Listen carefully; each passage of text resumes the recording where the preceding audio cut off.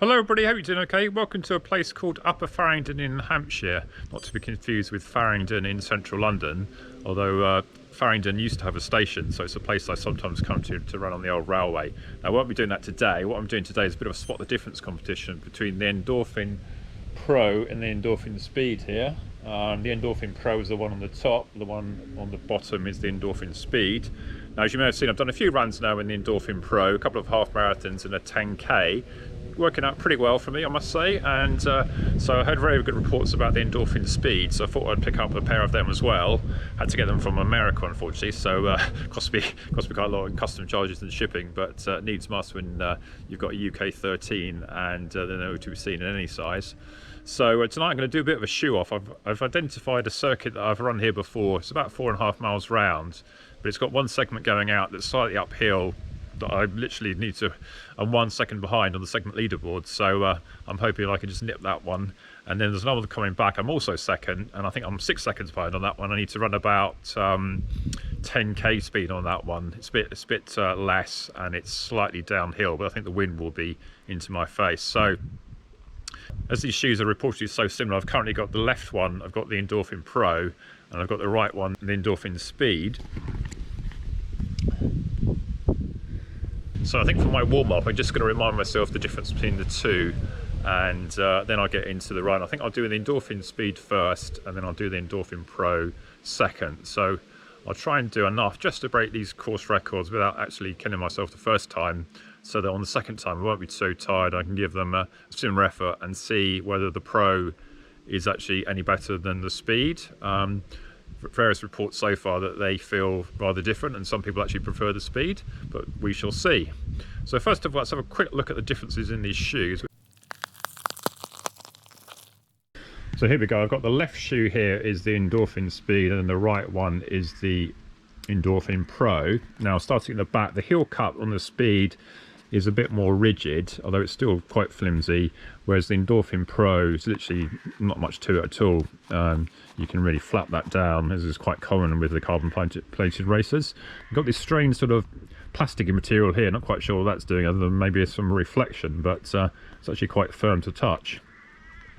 Now what was really odd about these shoes is when I weighed them, the left one of the Speed came in 8 grams less than the right. So that means that the Endorphin Pro came up 275, but the Speed was 278 grams in my UK 13, whereas the right one was 286. So moving to other differences on the side views here,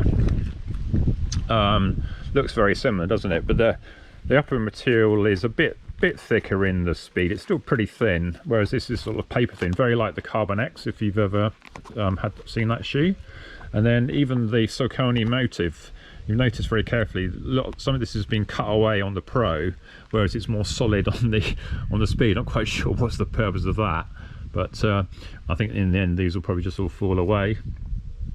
Slight difference in the markings there, but if the actual meat of the shoe, the actual foam, although it's a slightly different colorway in the top bit, that looks identical.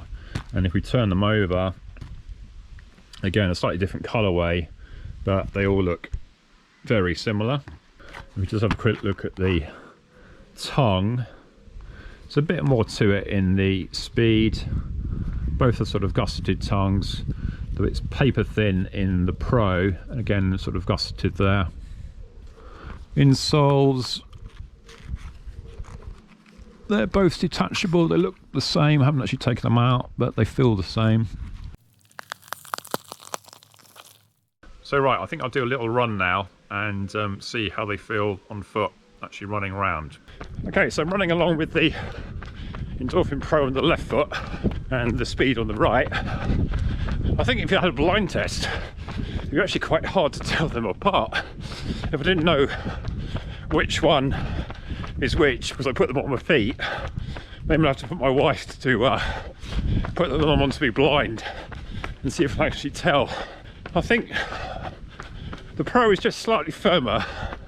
You can't really feel the plate at this speed, which is only sort of warm up 8-minute mile pace, but I'm interested to see on the run if there's actually any difference. I think having done about half a mile now, I'd say the speed is just slightly softer because it's not as firm because of the, I think it's a plastic plate rather than a carbon plate, isn't it? But I don't think I've ever worn two shoes which are actually different, and probably couldn't tell them apart unless you really knew he had different ones on.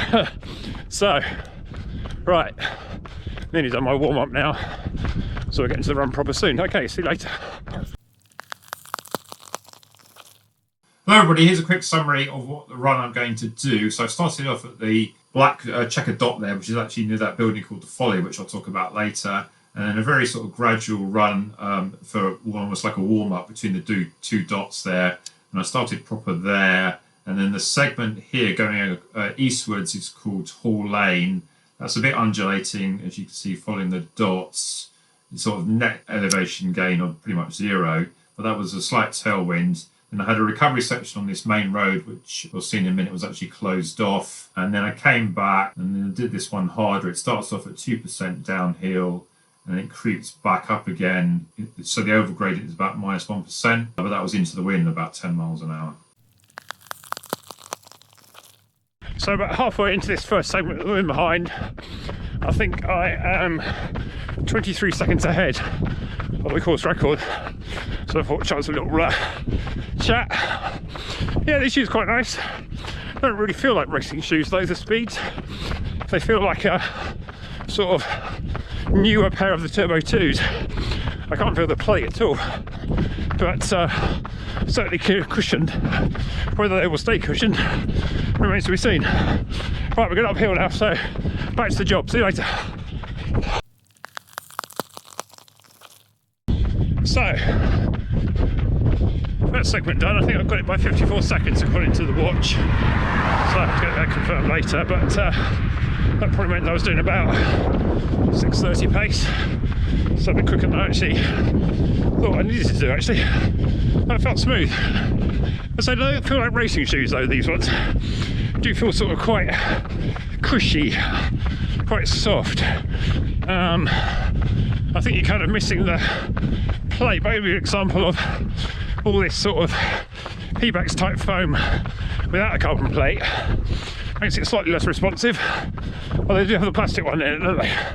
Allegedly. I won't cut it open. I've got enough money to keep buying these shoes from America. Right, so rather luckily, the road I'm running on now is quite a main road between Alton and Selborne. But they seem to have closed it, so I'm able to sort of, with a bit of caution, run down the middle of the road, which gives me a better recovery and easier to talk to you. So, I think I've got another half a mile to go when I start this run back, which will be into the wind, and I'll need about 6:15 pace, so it's going to be somewhat harder. Right, see you after that then, bye. So this is why it's closed. Watch, I'm turning left here, so we'll get on my interval and leave these guys to it. Right, see you later.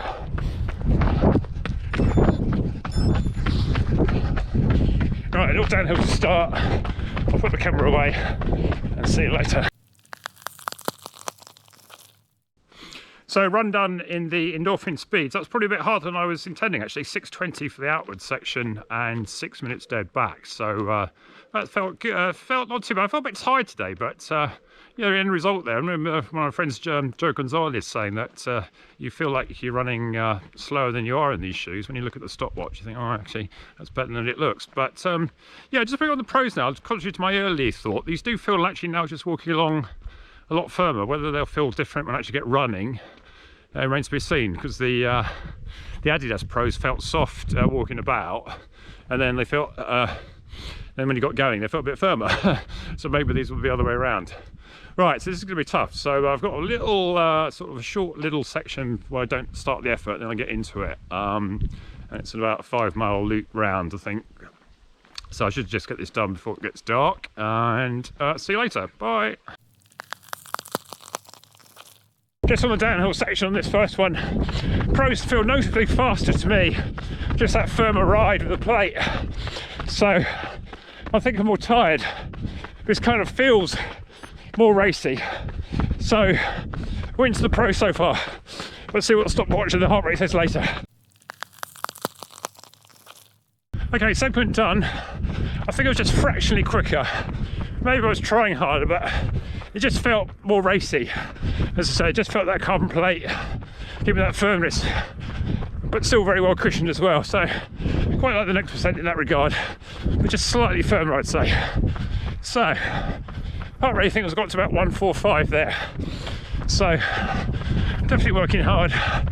I'm taking a bit of recovery run now between segments on this main road that they've conveniently closed down for me. We'll see if I booked it in, isn't it? Rather lucky. Right, not much battery left, so I'll probably see you at the end. Bye. So hello. So first of all, apologies for the almost darkness, but the battery ran out and then had to wait a bit of time for it to get some charge.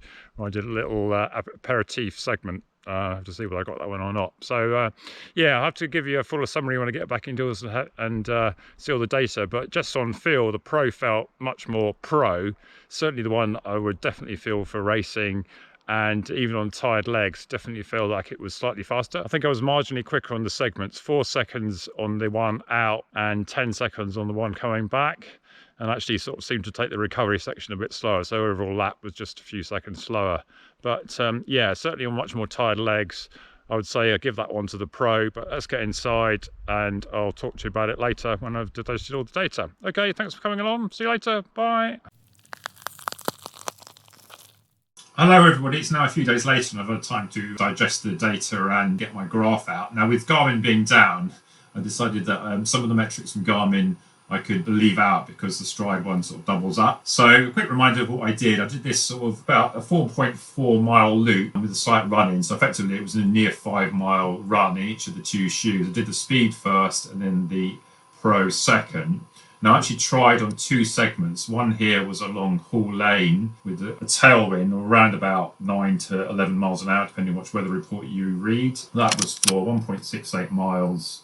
And I had a little recovery section for just over a mile, which is this on the B3006 here.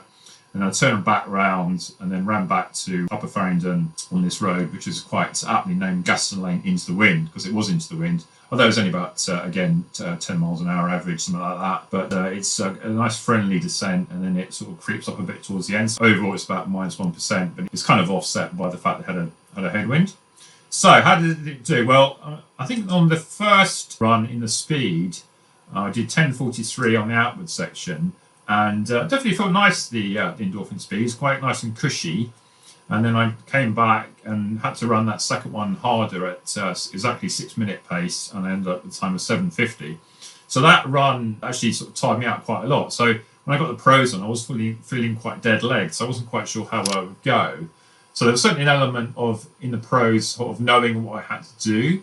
But I think, as I said in the video, I much more liked it as a racing shoe. Just the fact it just felt a bit firmer, but much more like the next percent I think I found.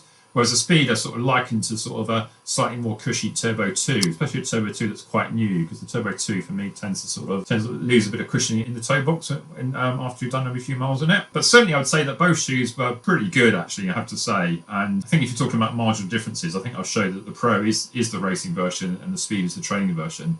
But if you had either or, there's not going to be a huge amount in it. So if you had to buy one shoe for training and racing, then maybe the Speed is the best bet. But if you wanted out and out performance, I think I'll definitely go for the Pro. If you look at the heart rates here, don't forget I'd already run this first 5 miles quite hard, and the heart rates are slightly higher in the Pro by 1 or 2 beats.